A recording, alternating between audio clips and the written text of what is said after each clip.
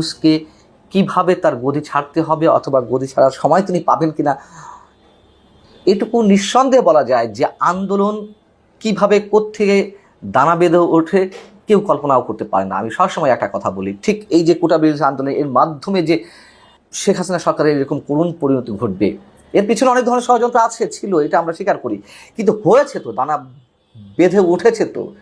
সরকার প্রথম থেকে বুঝতে পারেনি, আওয়ামী লীগ সরকার। ঠিক ডক্টর মোহাম্মদ ইউনূস সরকার যদি মনে করে যে তারা তাদের ইচ্ছে খেয়াল খুশির মতন এটিকে লেন্দি করবে, প্রলম্বিত করবে, সরকারের থেকে যাওয়ার একটি চেষ্টা করবে নির্বাচন না দিয়ে, ভয়ঙ্কর ভয়ঙ্কর পরিণত হবে। আমরা হয়তো এখনও তা বুঝতে পারছি না। যেমন শেখ হাসিনা সরকারের পতনের আগে বলেছিলাম যে করুণ পরিণতি ঘটবে, কিন্তু সেই করুণের আকৃতিটা কি আমরা কেউ ধারণা করতে পারিনি।